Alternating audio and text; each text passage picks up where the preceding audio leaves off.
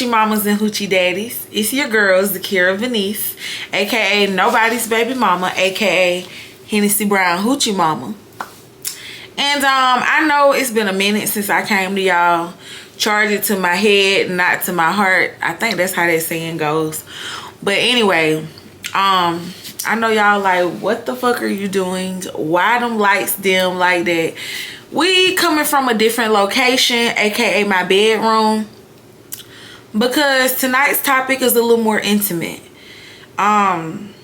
This is a video that I was supposed to have recorded on the topic of a long time ago, but other stuff at the time was more important, more relevant, I guess. I wouldn't say more important, but it was more relevant to the time.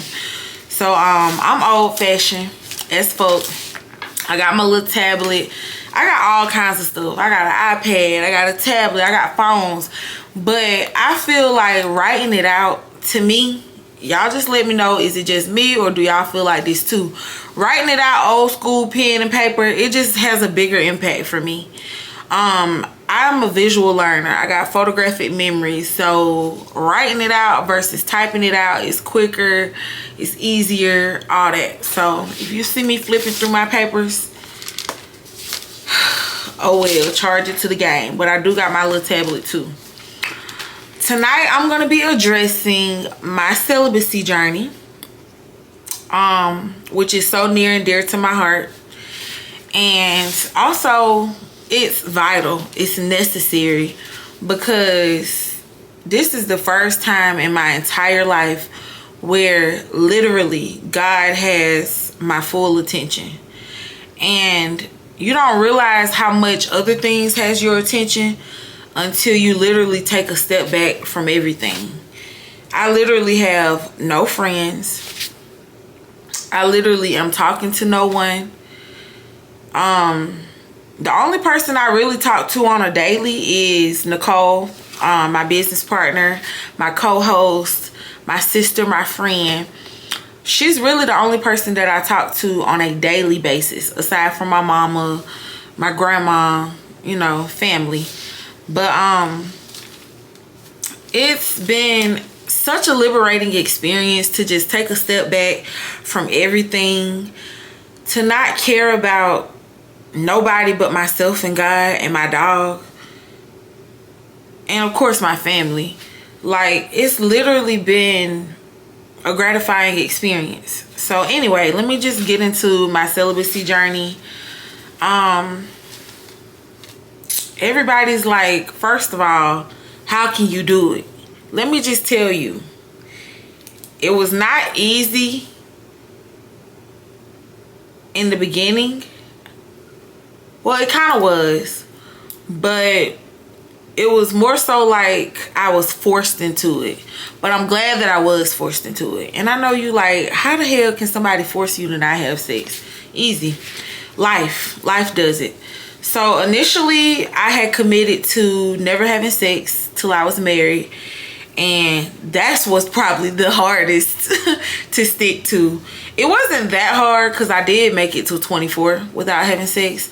But the reason that I initially chose to not have sex until I was married is because I was exposed to a lot growing up.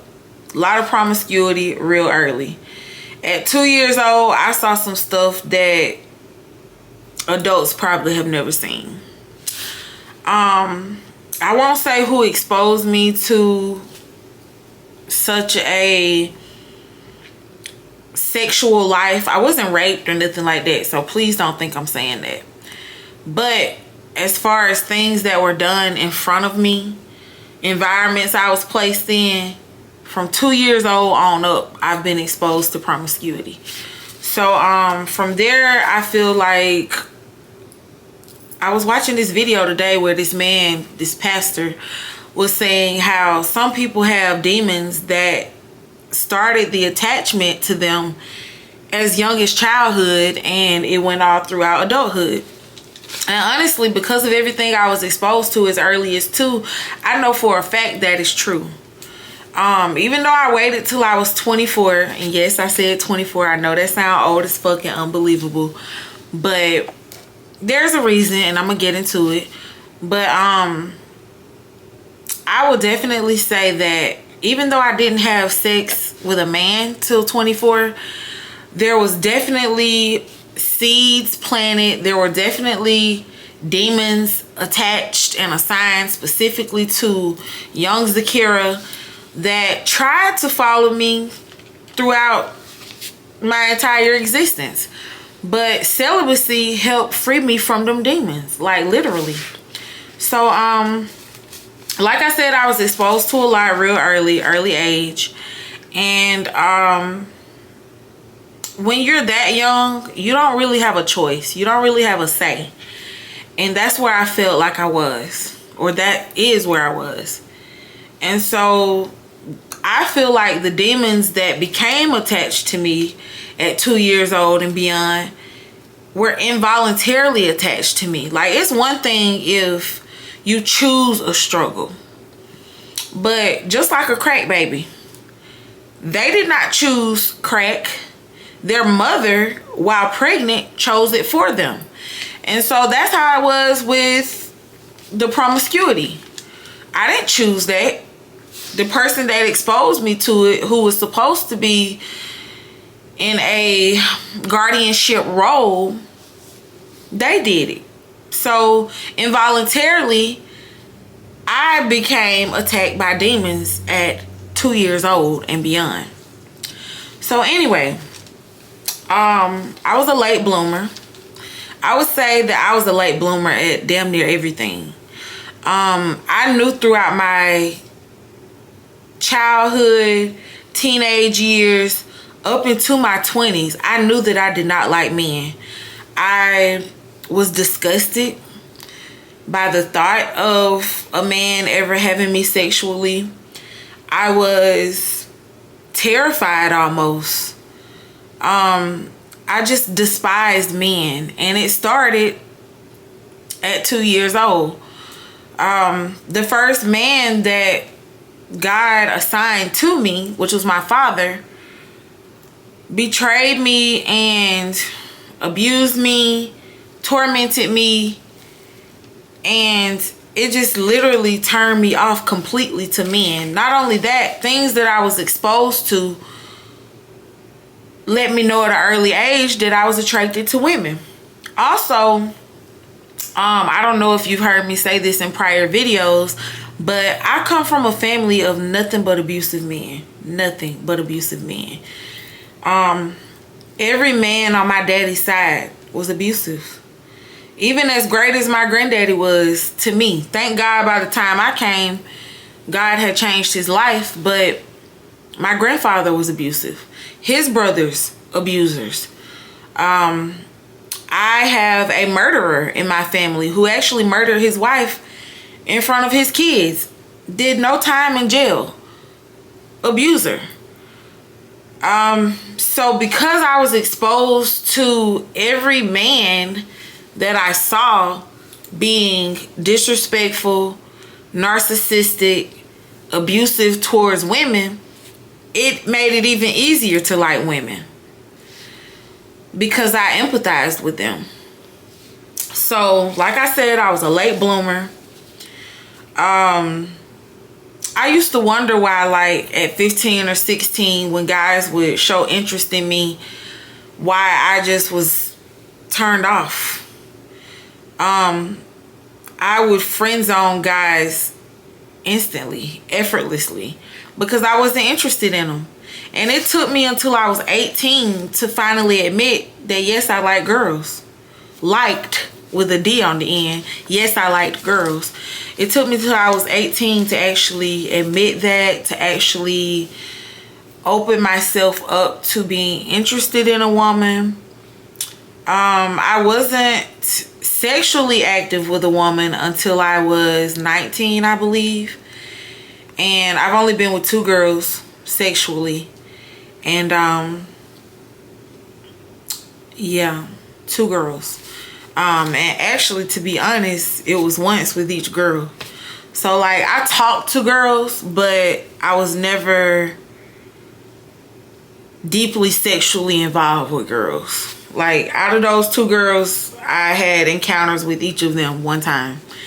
So, like I said, I had no attraction to men. And after the second girl that I dealt with, so the first girl I dealt with, I was 19. The second girl I dealt with, I was 22. And that girl, she already know who she is. If she watches me, I don't care if she does or doesn't. At this point, people that I don't even be knowing watch me. So anyway, that girl took me through pure hell. And if you used to work with me at the time that I was talking to her, shout out to my Wells Fargo friends when I was in Birmingham, they know that girl took me through hell. If it was not for me having my friends at work to like help counsel me, I probably would have never escaped that situation as fast as I did. I dealt with that girl for like a year and a half, something like that, a year and a half. But it obviously easily could have been longer than that had I not had the wisdom of my friends, like guiding me through it, counseling me through it, telling me that I was better than that, blah, blah, blah. Sorry, my ear itching. A hoe must be talking about me. But after I dealt with that girl at 22, first of all, let's rewind it. When I was dealing with the person at 19, I was more into women back then than the person I dealt with at 22. So I dealt with the person sexually, one encounter, when I was 19. And then I'm the type of person, I can't usually just jump from person to person to person. So after the one encounter with the person at 19 years old, I took a break. I focused on myself. I literally was just a young girl finding my way. I had went through a lot of things, getting kicked out of my mama's house, being damn near homeless. I went to jail at 19. A lot of things transpired in that very short span of time. So just trying to focus on me. Also, I never strayed from God. Like, I've never been as close to God as I am now, I would say. But I never strayed from God. So, like, even during my crazy days, I used to make the friends that I did have. We used to get up and go to church, all that. So nothing about me ever strayed from God. But like I said, I went to jail, got kicked out of my mama's house. I went through a lot of things at 19. So being focused on anyone outside of myself was damn near impossible. So I basically was hurt.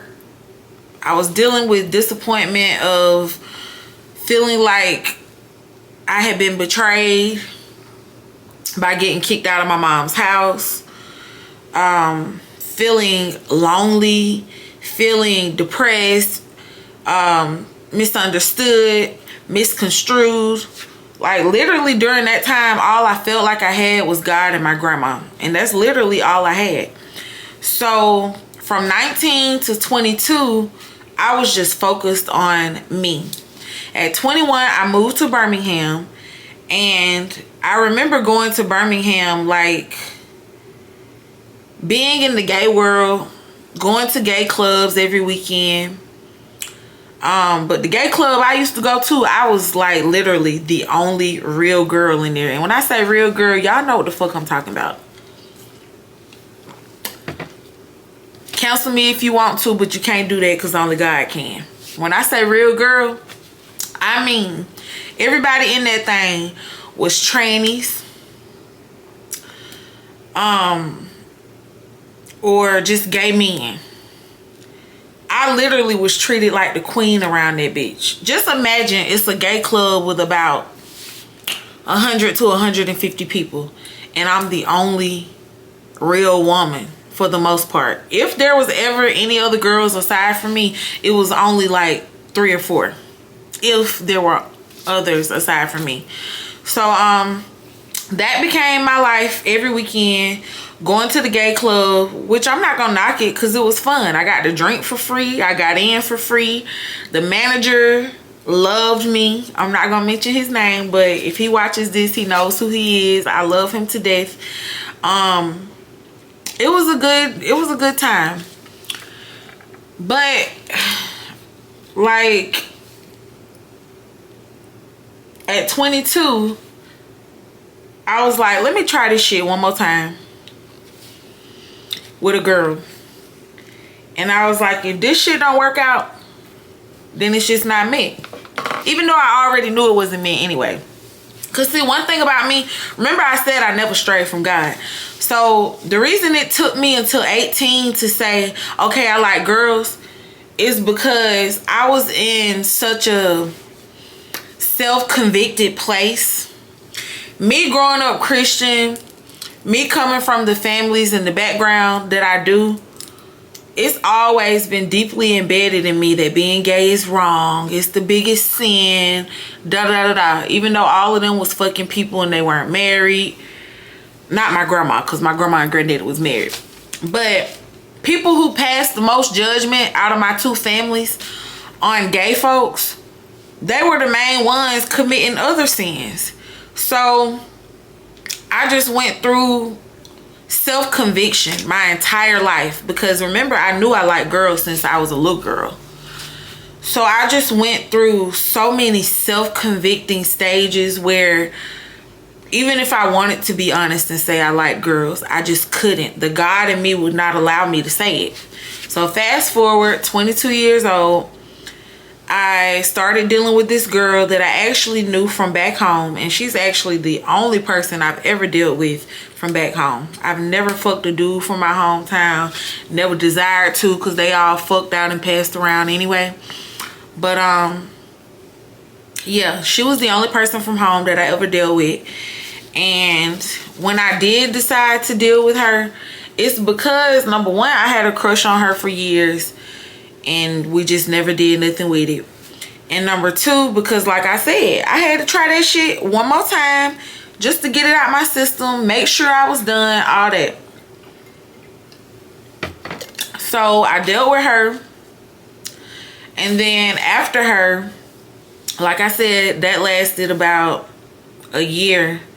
I actually met her before I turned 20. I actually started talking to her before I turned 22. So I started talking to her while I was still 21. And then, oh, I know what it was. I'm lying. I started talking to her right before I turned 22. We dealt with each other sexually when I was 22. And then once I stopped dealing with her, from 22 till 25, I lied. I didn't have sex at 24. I was 25. So from 22 to 25, I dealt with nobody. Like I said, I don't like hopping from person to person, especially from a girl straight to a guy. There was no way I could have did that. So from the age of 22 to 25, I took that time to heal, to focus on me. I got a little dog who's running around here somewhere. Got a little dog to, keep me company. I was just focused. I had a really good best friend at the time. At that time, it was a good best friend. Later on, that best friend betrayed me so badly. But anyway, I just did whatever I could to keep myself busy, focused. And then I remember at 24, right before I turned 25, I met the dude that I lost my virginity to. And I lost my virginity to him the month of my birthday. So I don't know the specific date because I don't care to remember. But I lost my virginity to him the month of my birthday. He was younger than me. And I don't know. I don't know what made me decide that he was the one. But anyway, he was the one at that time. I lost my virginity to him. And by that time I was 25. So, and now that I look at it, I'm glad that I lost my virginity to him, because it took us 2 years later, but we became like really good friends, almost kind of like a brother and sister. So I lost my virginity then. That was the first time he and I had sex. And then the second time we had sex was like 2 years later, when we reconnected, for him to like basically apologize for how he left the situation back then. I think he felt a lot of pressure because because I lost my virginity to him. I think he felt like, oh shit, this girl gonna sweat me out. But it wasn't even like that. Anyway, fast forward, we didn't talk for 2 whole years. And then the day that we did see each other, after we talked for like 3 or 4 hours, I don't know why. I guess I was in the moment. We both were in the moment. But we had sex again. And I don't know why I'm telling y'all all my business. But I've only had sex with that person that I lost my virginity to twice. And I have no desires to do it again, because I just don't. But like I said, everyone I've ever dealt with was in Birmingham. I've never dealt with anyone since I've been in Atlanta. Thank God, because the AIDS is real and so is the down low niggas. Anyway, I digress. So let me see where I'm at in my notes. Okay, so lost my virginity. We already talked about that. In 2018, this one shit get real. So in 2018, I met this person who I actually dealt with longer than I've ever dealt with anyone, and who actually caused me more trauma than anyone has ever caused me. Literally, we bonded over sex. And this is why celibacy is so important to me now. Because I didn't realize it until the situation after him, that you cannot lead a situation with sex and think that it's going to be prosperous. You just can't. You just cannot. So I met that person, dealt with him almost 3 years, and I went through so much in those 3 years. Some stuff I went through, I ain't even have to go through it had I just cut him off the first time and been done. When I tell you I cut that nigga off at least 4 or 5 times, it was probably more than that. But I know for sure it was 4 or 5 times, like big times. And the reason I count those is because when I would cut him off, it would be 2 or 3 months. Or, I'm lying, maybe it would be a month, or it would be 2 months. I think the longest I ever cut him off was like 2.5 months. But if I would have left that person alone when God first gave me the courage to, I could have avoided so much mental trauma. I could have avoided so much, just so much. Like, y'all wouldn't even believe the shit that I subjected myself to by staying in that situation. I don't want to bash him, because I do got the love of Jesus for him, and that's all I got for him. That's completely it. But I dealt with that person for 3 years, and when I tell you, them 3 years about killed me. They about killed me. And the reason I say that is because, like I said, we led with sex. I didn't have sex with him the first night, but I definitely had sex with him the second night. And the only reason we didn't have sex the first night is because I'm not even gonna go into detail why. But if he watching this, he know why.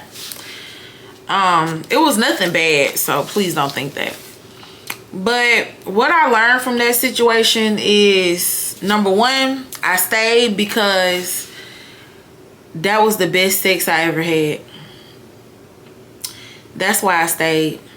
He was a Gemini, if that puts anything into context for you, because you know they got that demonic dick. You know that they are very toxic And we had some good toxic sex. I hate to brag on it, but it was good toxic sex, and that's what kept me there. But being that we led with sex, we knew nothing about each other. Like, he literally used to come spend the night just so we could fuck all night. And I'm not gonna put it on him like he was the only one. Like, no, I was just as horny as he was.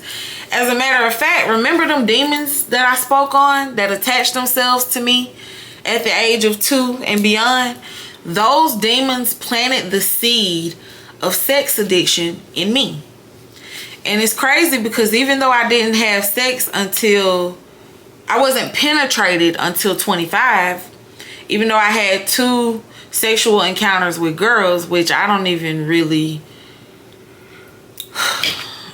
really dote on that. I don't really consider it, because head is one thing, but dick is another.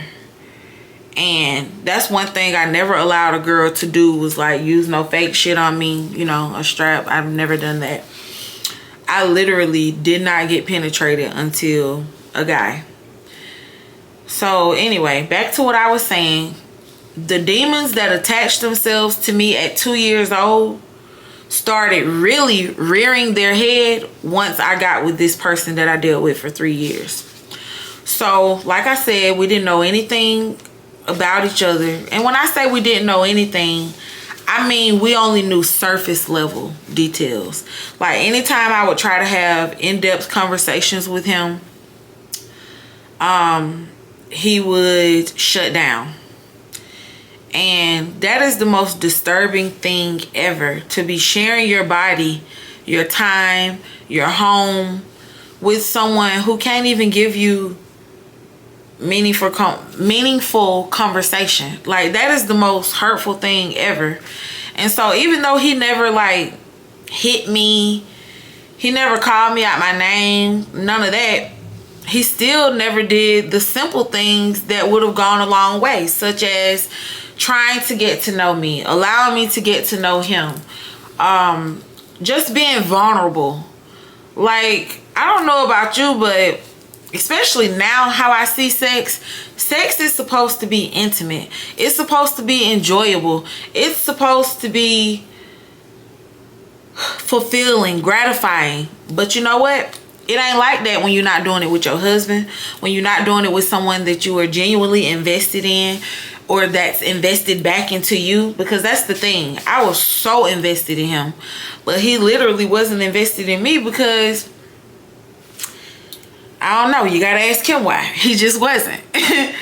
I guess all I was to him was just, you know, a sweet girl that was freaky as hell. And that worked for us for 3 years. Matter of fact, we didn't really start having in-depth, heartfelt conversations until I was about done with him. And that hurt, because I never got complimented. I was always the giver and never got anything in return. And when I say the giver, I mean I'm a big gift giver. I'm a big lover. And because I love receiving gifts, I love to give gifts. And I was giving all the gifts and wasn't getting shit back. Nothing. Not a thank you, not a nothing. Like, I won't even go into details of the things that I put up with from that person. But what I will say is, dealing with them made it so much easier for me to realize that the person after him was a complete difference than what I had dealt with him for 3 years. So anyway, there was no affection outside of sex. There was no checking on me. Matter of fact, the only time I would literally hear from him is to plan our next fuck session, for lack of a better term. Like, that situation turned me into someone that I didn't like. It turned me into someone that God did not make me to be. And it literally altered me from inside out. anyone who knows me, as far as me dealing with someone, you would know that I'm very empathetic. I feel all the pain that you feel. I make whoever I'm dealing with, I make sure that they know that they're the only one who has my attention. I make sure that they know that literally I would do anything on this earth for you because I love you. Only problem was I wasn't getting none of that shit back. So I lost respect for him.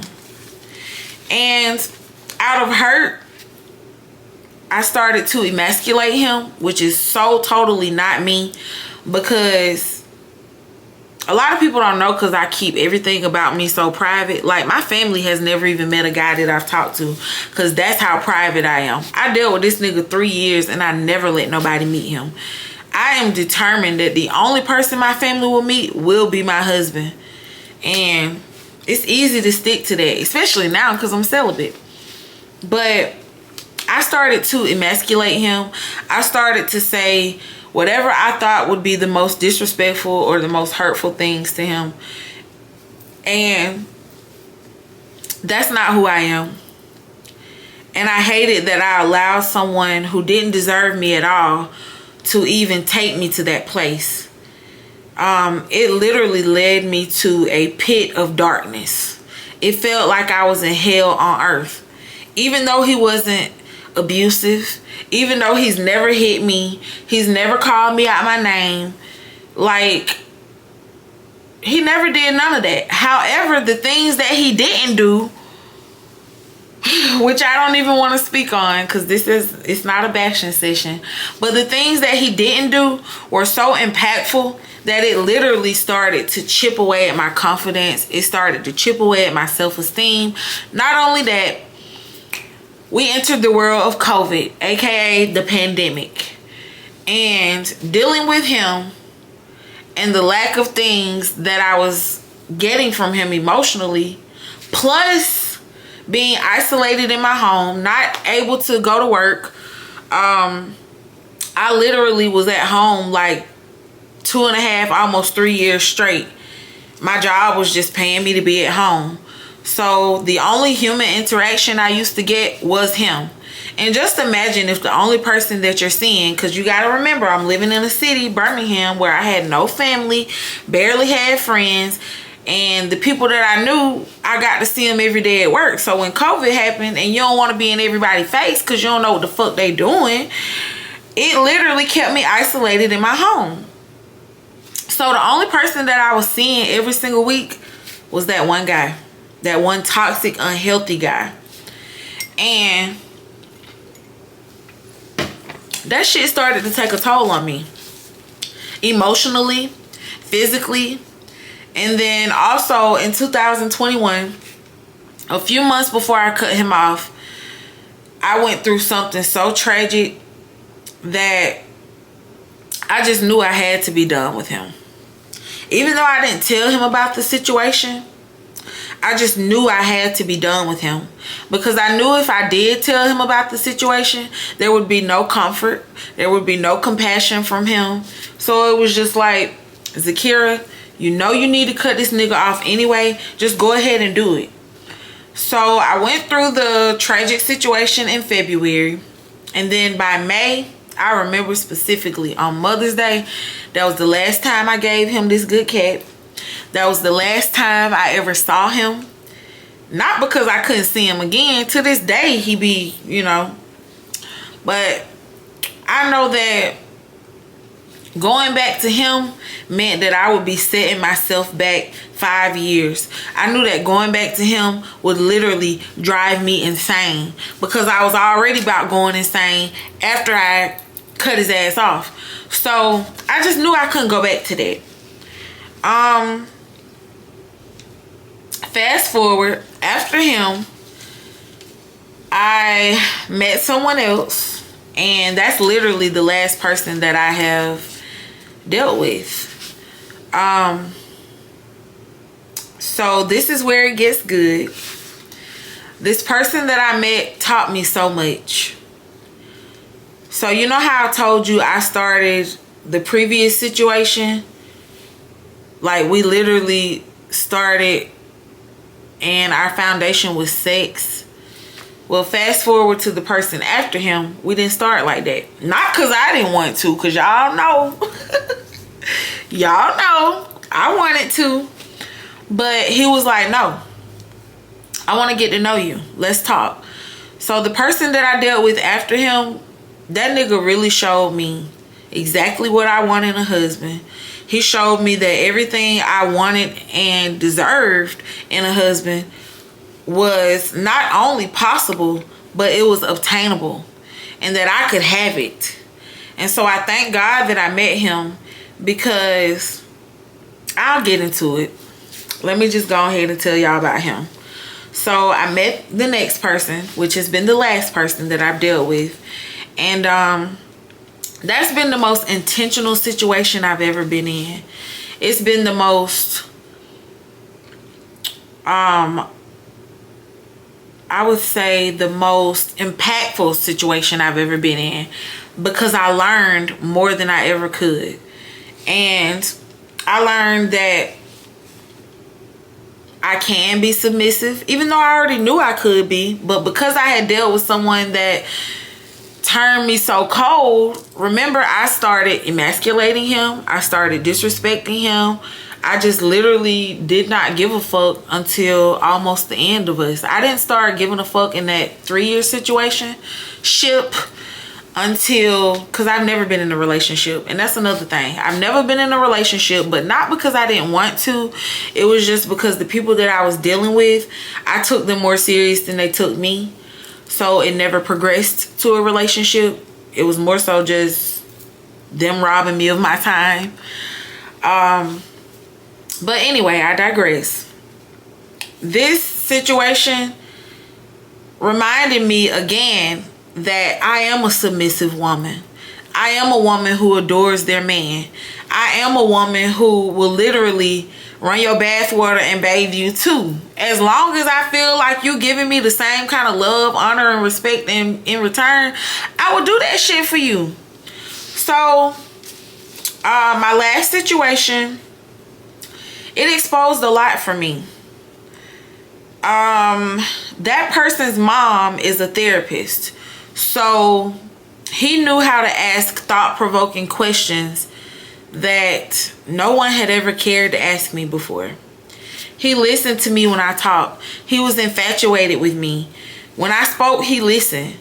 When I needed to vent, he was there. Like, we literally used to talk on the phone. If we weren't together, because we live 5 minutes apart, if we were not together, we would talk on the phone 12 hours a day. Like, that's some shit I was never used to. I had never had anyone show that much interest in me. And I know it sounds sad, because I didn't encounter that till like 27. But I actually had someone who cared, who literally longed to hear from me. I never had that shit before. So for the first 2 weeks of me dealing with that person, he wouldn't even allow me to see him. Like, we just talked. We talked about a lot of shit. Then when we finally got together, this how he did it. He called me one Sunday morning and was like, "What you doing?" And I was like, "In the bed. What you want?" He was like, "Get up, get dressed. I'm finna come pick you up." That shit right there. Get up, get dressed. I'm finna come pick you up. That shit, I don't know about y'all, but that shit get my drawers wet. That shit turns me on. That is some shit I ain't never had. And that's probably why it excited me so much. But I got my ass up, because he stayed on the phone with me to make sure I did. I got my ass up, got dressed.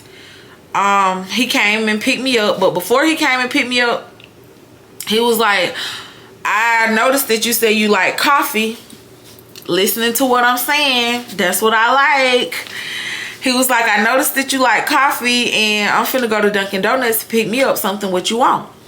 I told him what I wanted. He got my drink. When he came to pick me up, my drink was sitting in the cup holder waiting for me. That's the type of shit I like. That's the type of shit I had never been exposed to.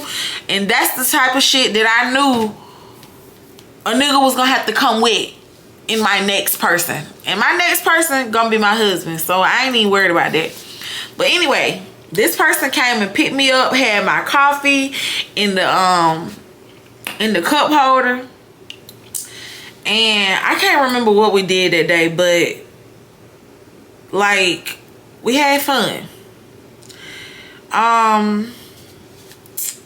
It took 3 weeks for him to actually give himself to me. Now it's crazy because I felt like I was the man and he was the woman. You know how men be like chasing and the woman is like, nah, you gotta wait. That's how he was doing me.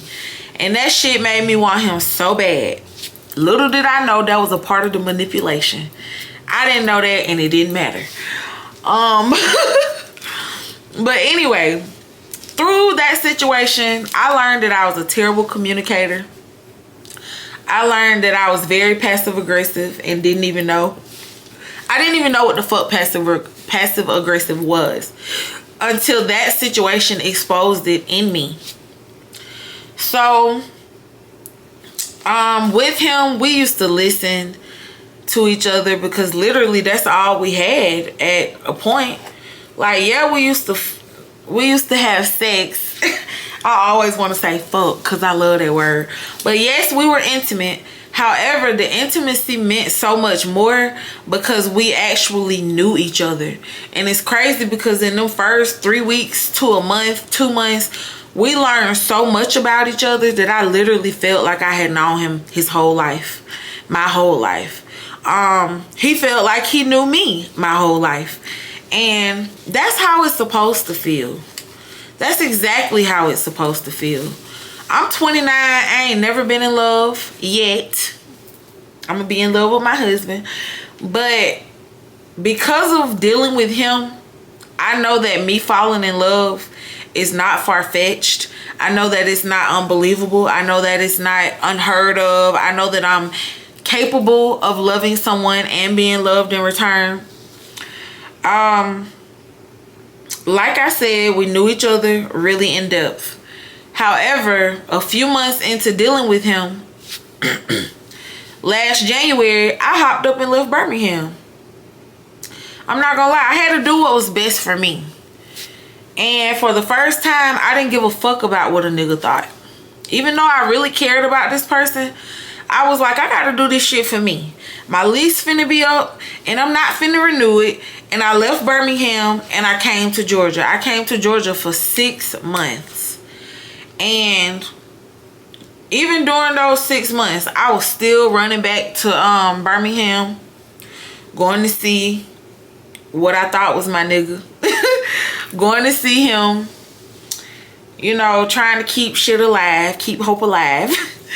I was going back to see him, and after those 6 months of being here in Georgia, I left Georgia and I went back home. And when I say home, I mean Dothan, Alabama, which is so weird because I had not been back home as far as like living. I hadn't been back home since I was 21. I spent like 8 years in Birmingham. 7.5 years, something like that. So going back to Dothan was like, first of all, it was debilitating as fuck. That's been my favorite word lately. It was debilitating as fuck, but it was also necessary because I'm so turned off by the dudes in my hometown that even if I wasn't dealing with him, they couldn't get my time. Matter of fact, I used to blow niggas off every day in my hometown. I'll lie and tell them like, yeah, we could kick it. Never meet up. Just never did. But moving back home, that nigga still never, he never switched on me.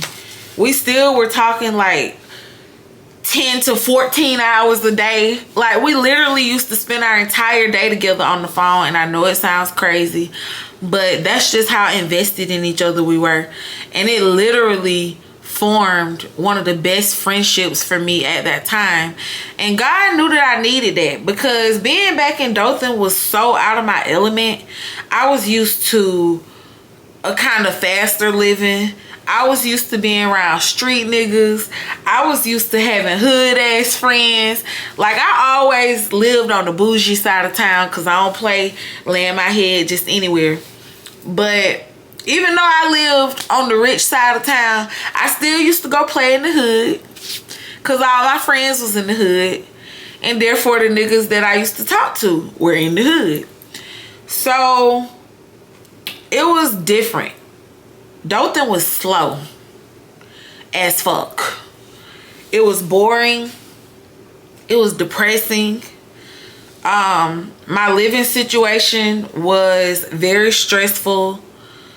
I went back to my mama's house for the first time since I was like 20. I went back to my mama's house. And not because of my mama was it hard, but just because of other people who are non-motherfucking factors. It just made it difficult to be there. And so every day I used to be in such a rage about being in Dothan, but talking to that person always calmed me down. He would always tell me, like, you know, we're gonna be back to normal, back to seeing each other every day. He used to feed me all this encouragement and whatnot. And it was to the point that I wasn't, even though I already had this plan, when I left Georgia, I always said, I'm gonna go to my mama's house, save my money, and go back to Georgia. That was always the plan. I didn't tell him that, but that was always the plan. Well, he had convinced me, no, come back to Birmingham. I miss you. I was like, damn, I already talked to God about this. I don't want to go back to Birmingham. I feel like I had already did all my Birmingham days. I felt like I had plateaued out. And if I went back to Birmingham, I was never going to get no higher. This is really how I felt. To me, going back to Birmingham meant working a job for the rest of my life and probably getting knocked the fuck up. Well, I didn't want to do that. But because I was so interested and invested in this person, I started looking at places in Birmingham. I started even applying for places in Birmingham and got denial after denial after denial. And I thank God I got denied, because God always has a plan that will trump your plan. His plans will always be more important than your plans. And what happened to me was I went through a situation with that person where they literally exposed their true intentions to me. Like I said, I dealt with him for a little over a year and everything was always good. But the last 3 weeks of dealing with him, he betrayed me in such a way that it was unforgivable. And when I say betrayed me, I mean he stole from me. I'm gonna just keep it like that. He scammed me. And it wasn't no big money, but it was enough for me to know I couldn't trust him. He stole enough money, knowing what I was going through, trying to save every penny I had to move, whether it was to Birmingham or wherever. He knew that every penny was vital to me. He knew that. And it's like he was jealous because my life was progressing and his wasn't. So the reason that he was able to be so available to me and talking on the phone to me all that time is because he had went through a period where he literally had no motion. And it was the same time that I didn't have no motion. But guess what? My motion started while he still didn't have none. And that nigga was not feeling that. And so instead of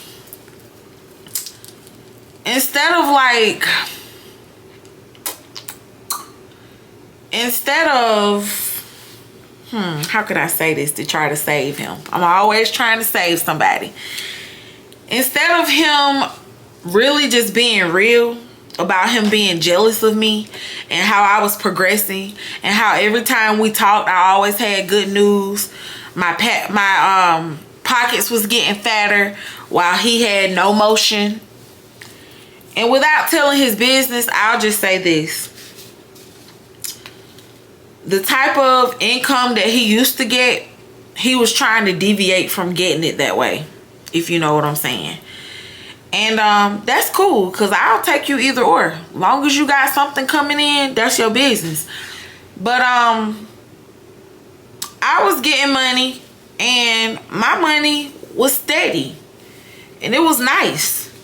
And it was the most money I ever made up until that point so quickly. And so when I was bragging to him about all these opportunities and how I was stacking my money and how I was finna get my own spot, it literally showed his heart. And when I say it showed his heart, it showed the jealousy, it showed the envy, it showed the let me try to sabotage your situation because mine ain't good. So he literally stole from me. And when he stole from me, that was it for me.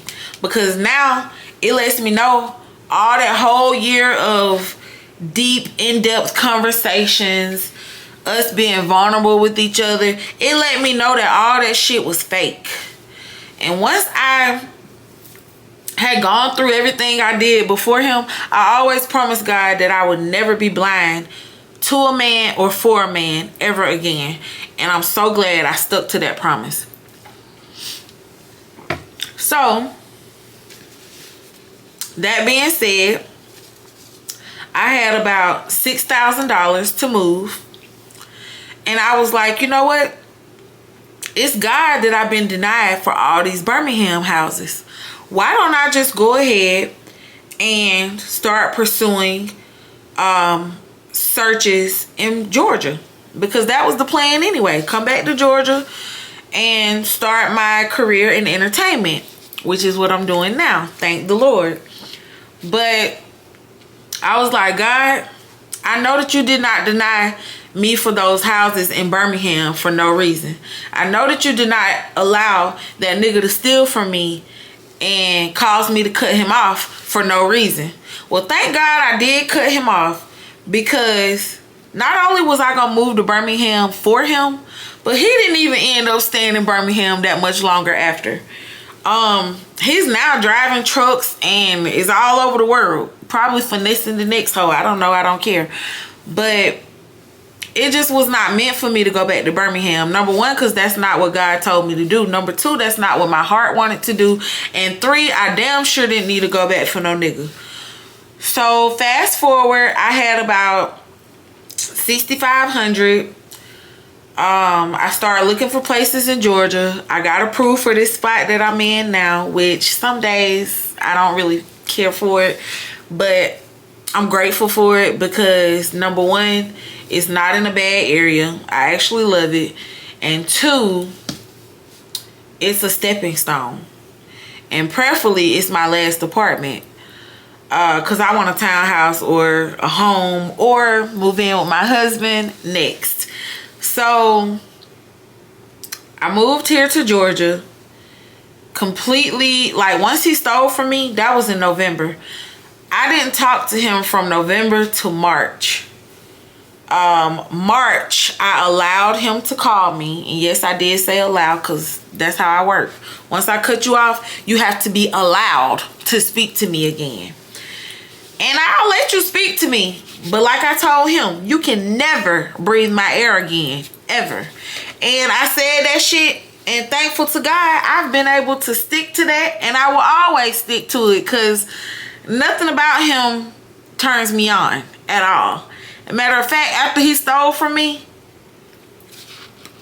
that was all he had to do. I ain't got no friendship for you. I barely got a prayer for you, but because I'm a Christian, I always got a prayer for you. But yeah, after he stole from me, it was like, fuck you, nigga. And I stood on it. So what he did teach me was, number one, like I said, what I want in a husband is attainable. Obtainable. I'm sorry. It's obtainable. And when we talked in March, that conversation allowed me to see that, number one, I have flourished, still flourishing, and I have grown so much. From the time that he stole from me and I cut his ass off in November to March, I had grown so much. So much. The things that Zakira from 3 years ago or so would have put up with, that shit don't work for me now. I don't give a fuck how sorry you claim you are. Be sorry over there where you at, because you still can't breathe my air again. What I will say is, the last person that I dealt with, he showed me that I'm ready for marriage. And he asked me, like, and this is a long video, so if you don't feel like watching it, it's I don't care. But he asked me, he was like, you know, how's your love life? Who you talking to? What you doing? What you got going on? And the reason that people be asking you that kind of stuff is, number one, because they trying to see if you still weak for them. Are you still dumb? Can they come in and manipulate you again? Do you have the door still cracked? Can they enter it? That's why they be asking you them kind of questions. And also because it shows where they are versus where you are in life. So when he asked me where I was in my love life, and I told him absolutely nowhere, because after you, I'm literally celibate. He was like, what? I was like, yeah. I said, thanks to you, I know that I'm ready for marriage. And literally, now that I can think back on it, God started preparing me for marriage and for my husband in September of 2021. When I met him is when God started preparing me for marriage. Because even though he wasn't the person that I'm supposed to be with, I literally started taking life and love so much more serious because of how he treated me before the manipulation. I was able to value myself and also value who I was in his life. I was able to show honor in ways that I had never shown to a man. I was able to show adoration in ways that I had never shown to a man because I was getting it back. Like, this man used to literally take my shoes off. He used to I had to think about what I want to say. He just used to be so nurturing. And I think the difference in him and in other people is the fact that he's a father. And that's why at one point I was so attracted to dudes with kids. Now, me being who I am, I don't have no children. My husband got to come with no children because I don't come with nothing but a dog. So therefore, you can only come with nothing but a dog if you think you're finna be my husband. Number two, God gonna have to lead him to me and lead me to him.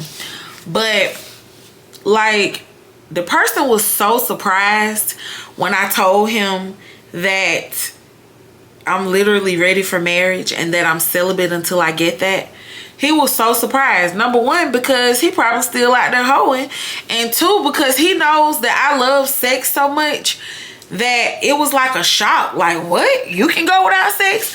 But he didn't even realize that he was the one who exposed me to celibacy. Because there would be times that I would drive to Birmingham to see him, and he would be like, no, we're not gonna fuck this time. Or no, I can't see you this time. Or no, we just gonna talk. We're not gonna do none of that. And I had never been rejected, and I'm not gonna really call it rejected. I would just say turned down. Cause it ain't like he said, you know, I don't want you no more, period. He was just like, we need to slow down. And I understand, and I thank him for that, because I could have been his second baby mama by now. I really could have. Thank God I'm not. But I'm nobody's baby mama. But he's the reason that celibacy became a reality for me.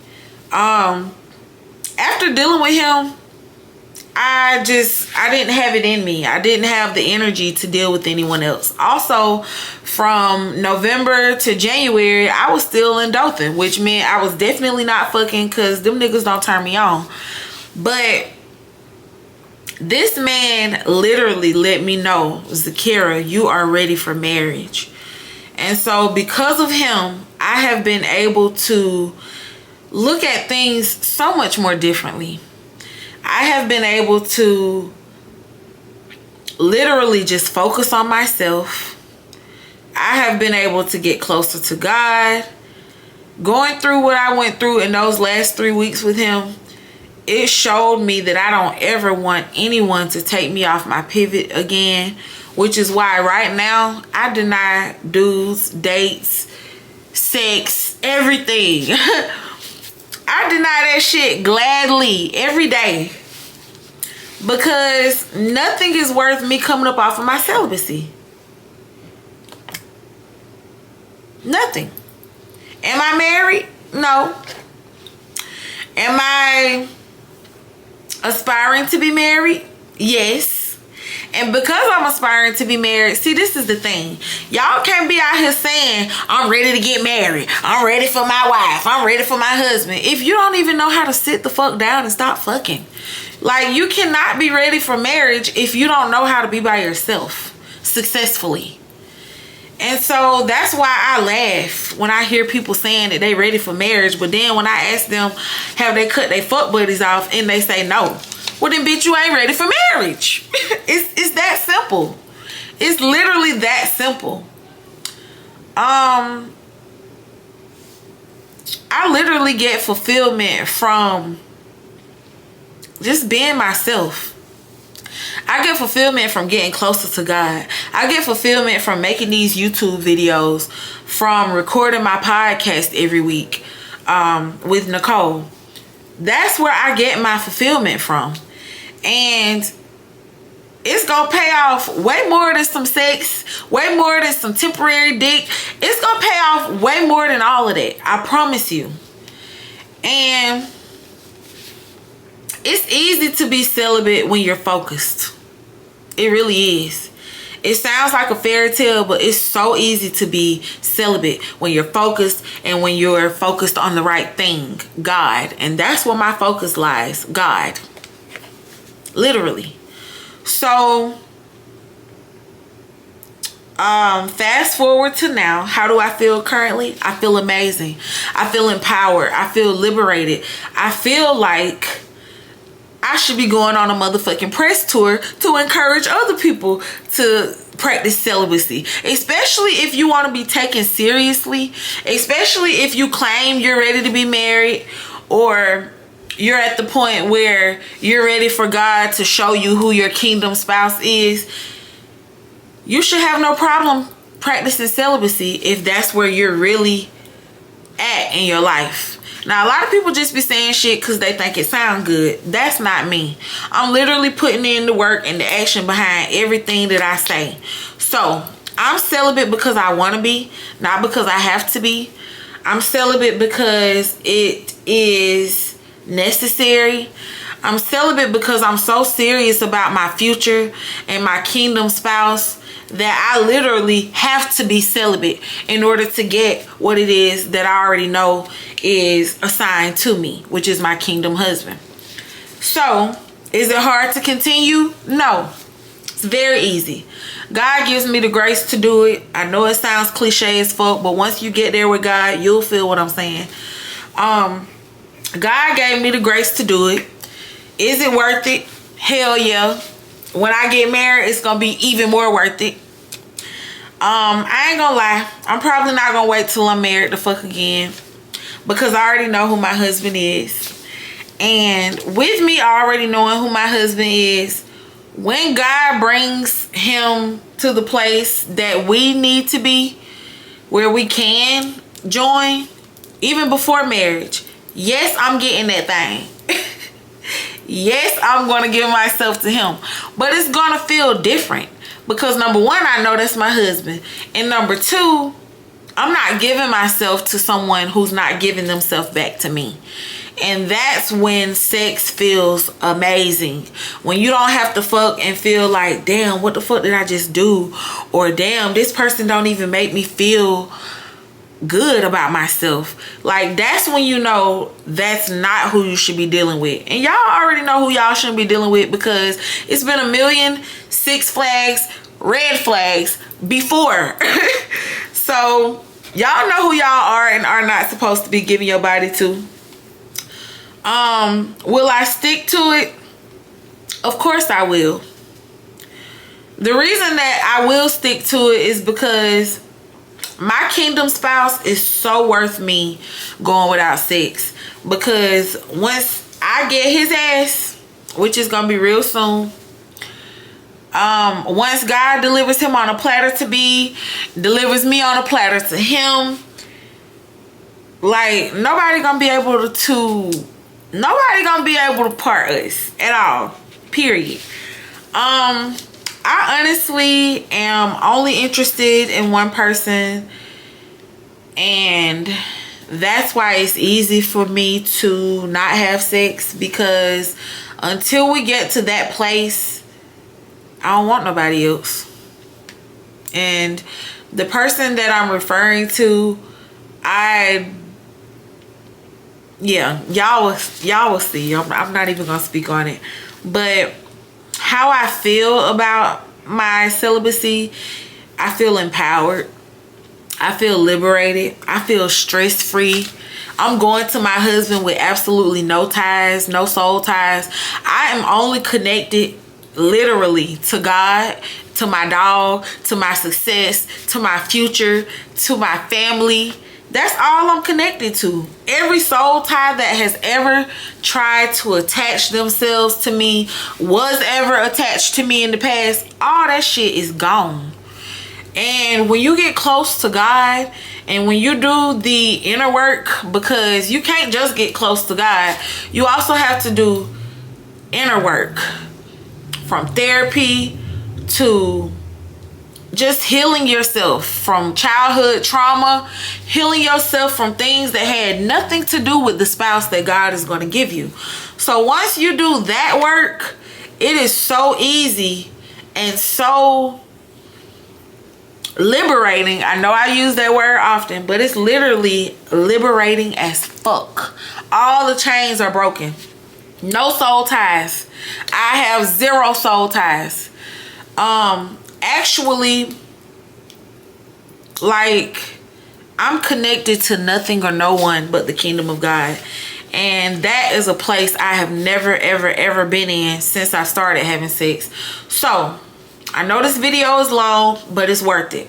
I urge you, if you've never done it before, or if you did it and you might have fallen off the wagon, get back on that motherfucking journey.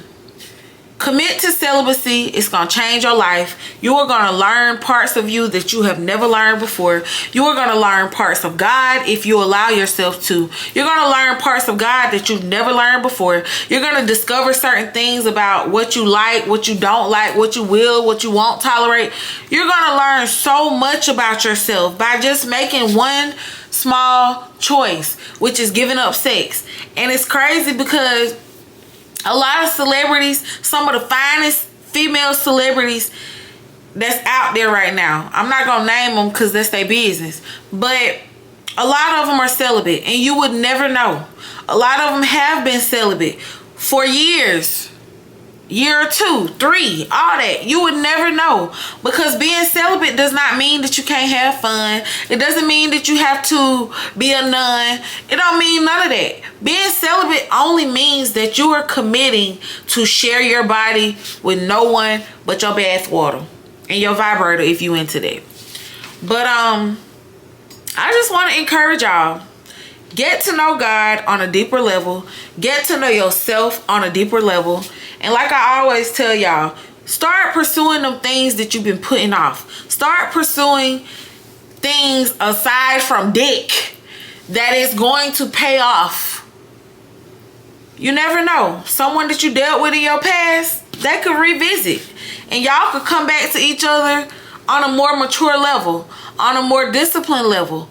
I'm not saying that everybody from your past is terrible, but what I am saying is the people from my past, the reason they're my past is because they deserve to be. They did what it took to get their ass cut off, and thank God they did, because it led me to this very present moment where I am now, where I have literally been preparing for my husband since last year, and I'm gonna have a story to tell. Who knows, he might even be on camera with me to help me tell it. But I'm just excited for all the things that God is doing in my career, in my love life, when it does prosper.